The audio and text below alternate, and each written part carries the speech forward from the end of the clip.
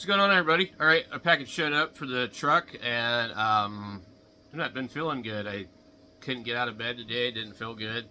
Had a hard time getting to sleep the last couple of days. They've been doing like all kinds of burning and stuff in the area, and I've just been coughing up stuff, and stomach felt bad yesterday. I couldn't even drink coffee. It's just like turned my stomach. So anyway, it is what it is. So the package is here, and it brought my attention to something that I forgot about.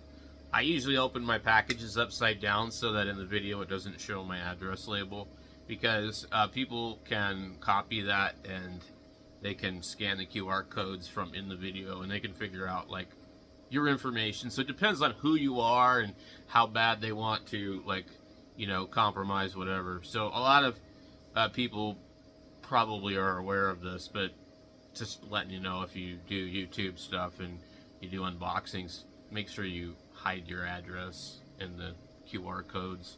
And masking tape does not cover it up, just so you know. You could put Sharpie over it.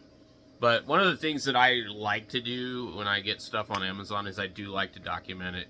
I do like to film the opening of it, because if there's a problem, I have video, I have proof, I have evidence. And they don't ever ask to see it, but you have it, so that's what's important. And there's some pretty wild problems and claims out there. So, just letting you know. Alright, here's our box, upside down. And we'll go ahead and just open it, because this is probably where it's the most worn out anyway. And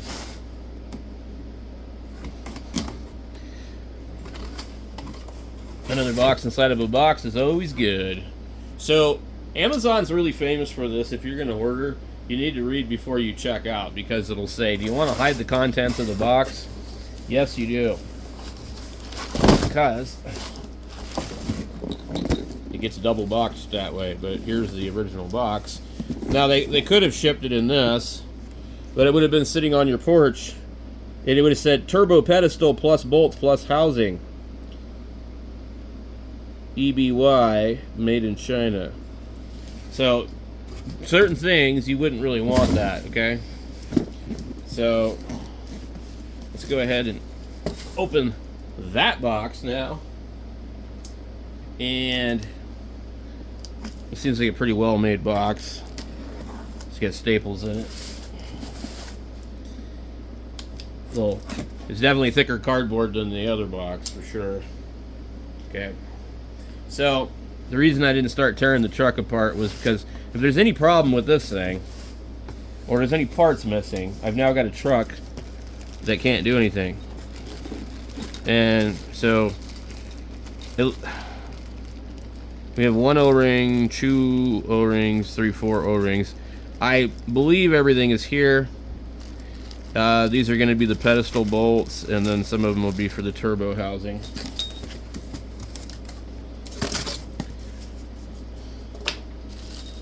And here's the pedestal itself. They actually did a better job at packaging this, because some people were complaining that this thing was floating around with the other thing dinging it up. And so the issue, yeah, this is a no-go. God damn, man, these fucking dumb motherfuckers. You see these dings in this thing?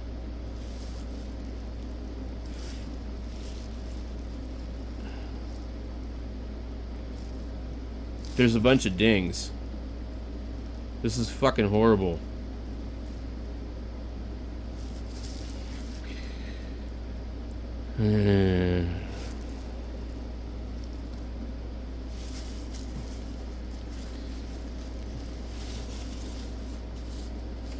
So this area right here, I don't know how critical these areas are for sealing the thing, but I'm gonna tell you right now, I don't want to pull this turbo and have it fucking leak, because there's a fucking ding in this thing, and I shouldn't have to file that. We get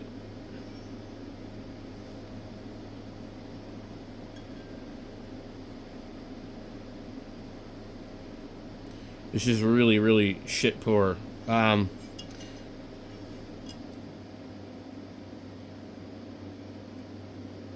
Here's another area you got to be concerned of. It doesn't look too bad, but this is not good.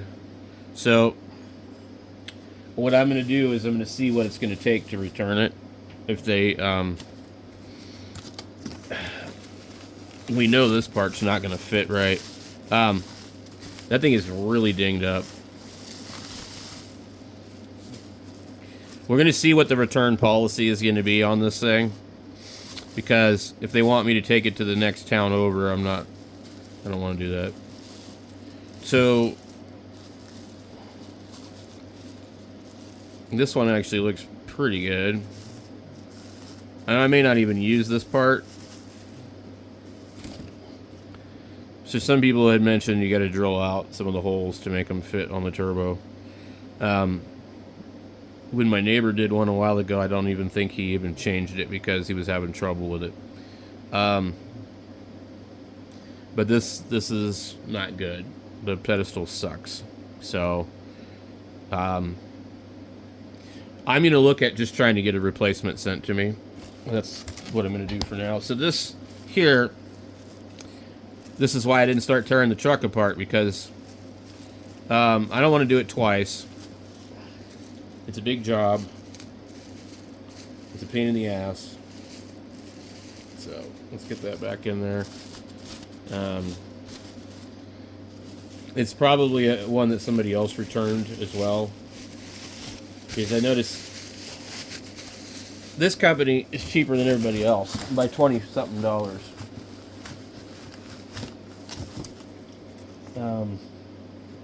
But that's not good. This is where the turbo meets and seals up. And if we go ahead and see how we set it down real careful. It doesn't take a lot to ding up aluminum. But let's just see. I'm going to mock this up kind of for a second. Okay. And we don't even know if the other stuff's even in here. So this sits in here.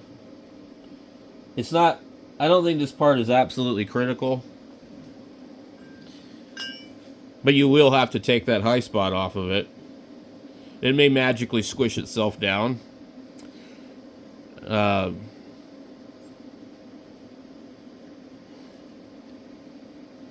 that's not cool to have it like that.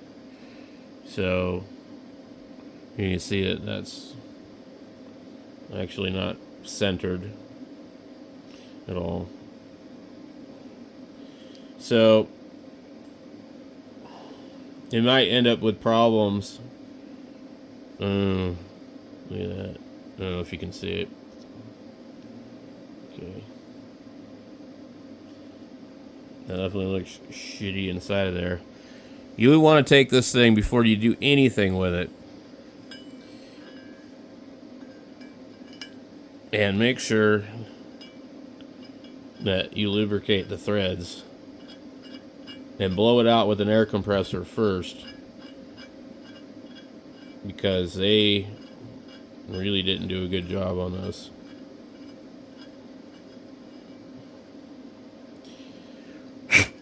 Yeah, this is, you can see.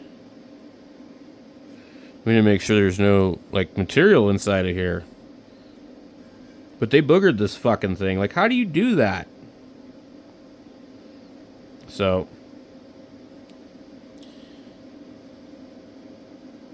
like, somebody was talking about vice marks, but there's no fucking plug. God damn it. They didn't include the plug.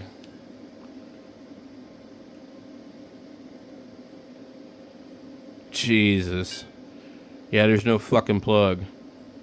So, you have to plug that. If it's not in the bag, then there isn't one. It is right here.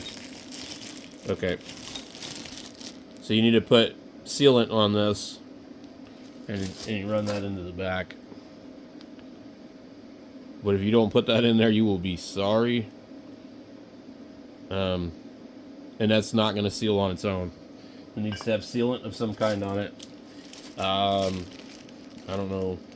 You probably could put Teflon on it. Let's see. This is disappointing though, because it's like, great. Now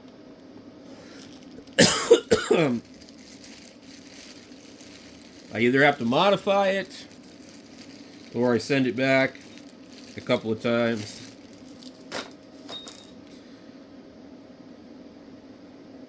The O-rings look okay, I guess. Mine is leaking out of the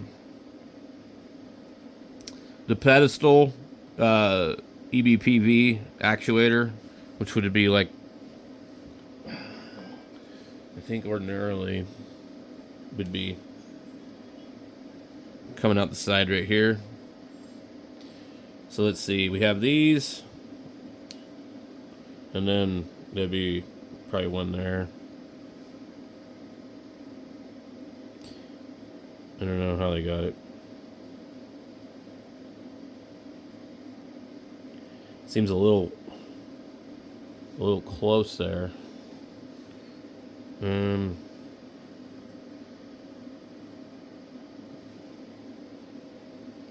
They look like they might be drilled incorrectly. I mean, if you center these up, I mean, that would make sense, but then the other one, like, what the fuck? How could that even work? So, I'm not sure if they gave me the correct O-rings, to be honest. They may have not given me any of the bottom ones, I don't know.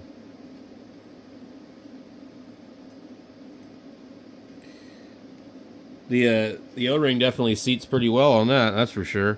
I suspect that the other one might actually be a different size. And they didn't give the correct size for it. I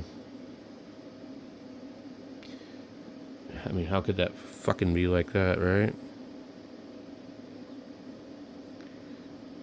That don't look right. I don't see how that could even work.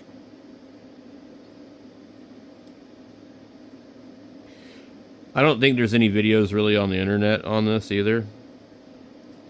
But to me, I'm like, these look like they're too close. I really don't think they're... I mean, like, you literally, in order for these to fit, you'd be looking at something that looks like that. And I don't know that they would do that. But I've never had one of these off to see.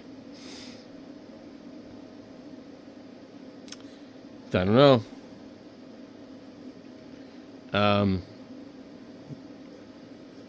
It's not good. Not good in my book. So, what do we got here? We have the 2 bolts for that, which is nice that they include those. Probably because they didn't thread them like the original ones. And then all these other bolts and that one little piece are going to go to the other housing. And then these bolts you need to reuse. I'd have probably been better off to buy the $43 one at this point.